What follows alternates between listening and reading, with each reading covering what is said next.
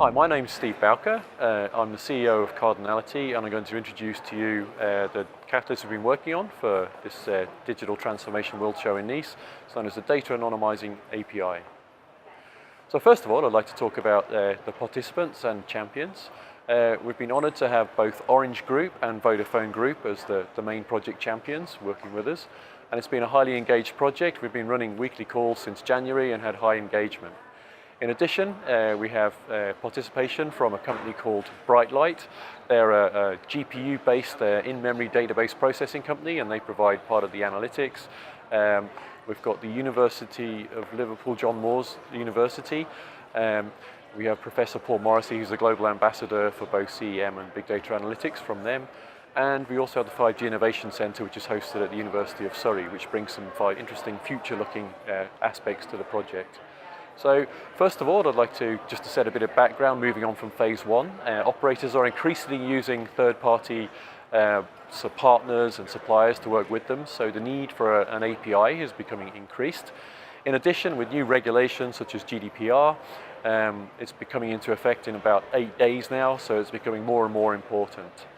So to focus on the API, we decided to use a specific use case. We identified quite a few that could be applied, but the one we're using to develop the scenarios is one around marketing data and to share data from within an operator, which has obviously got personal information that needs to be protected and anonymized.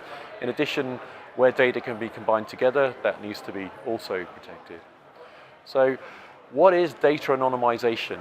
Well, it's especially under EU regulations, and you can see the link at the bottom of the slide here. That's actually the definition used in the GDPR. Anonymization is a one-way process that protects the individuality of data. It also means that data can't be linked to and also can't be used to infer information from it. There's another form of anonymization known as pseudonymization. Now, this is a lot more interesting for some of the use cases because it allows some of the protection to be reversed. So if we work through our third-party marketing campaign case and we want to bring data back from that company, we can then use it within an operator itself as well. So there's certain ways you can convert the data and protect it, such as mapping or different types of steps and offsetting time, for instance. The really interesting thing about data anonymization is the more you anonymize it, the less useful the data set is. However, the more information in the data, the more utility is, so you can do more things with the data. So there's a fine line, so you remain in the area that is meeting regulatory compliance and maybe your internal governance processes around privacy and security, yet the data still remains useful. So that's a very important balance. So we have different needs. These are the main use cases we assessed, and as I say, we're focused on the marketing one.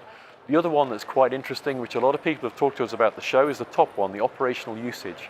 Because there's many people in the supply chain these days for service delivery, there's a lot of partner interoperation. So the ability to test systems before they go into production means sharing data from networks needs to happen.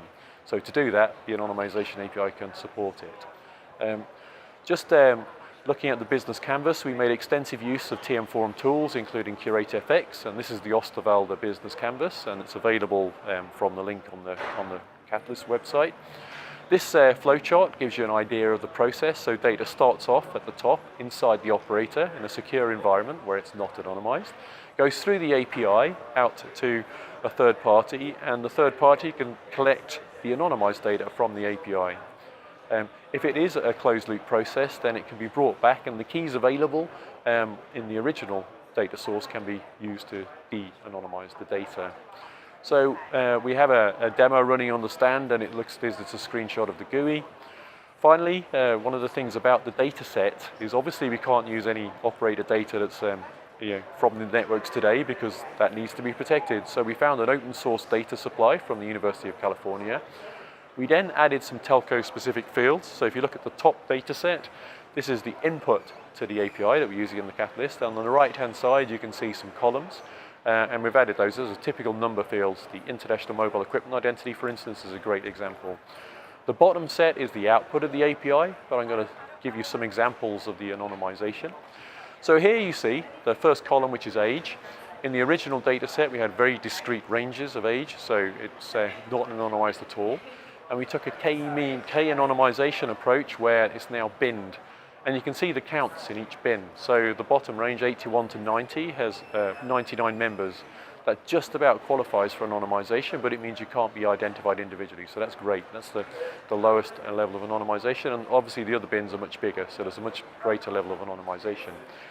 In the middle there, you can see where you have human readable information, such as maybe marital status, where it says someone's divorced. That might be personal and sensitive to people, so it's been mapped to a number.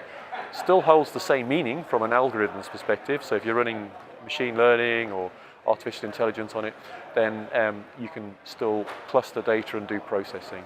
Finally, on the right-hand side, that's true anonymization or pseudonymization, since it's a reversible step. And you can see there is no correlation whatsoever between the input and the output. It's a random process to do that.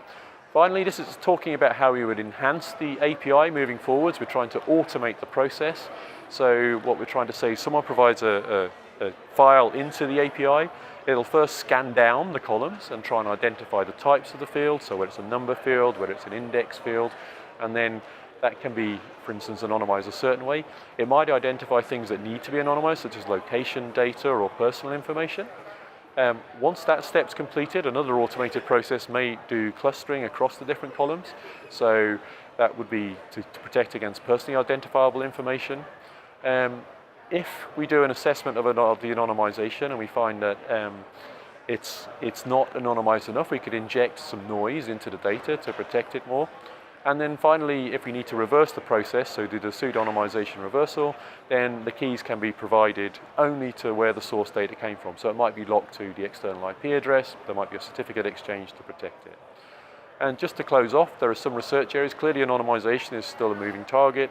There's no API that exists today, but there's a lot of studies into the area, and this is certainly an area we're going to continue into the future with another phase of the catalyst. So thanks a lot.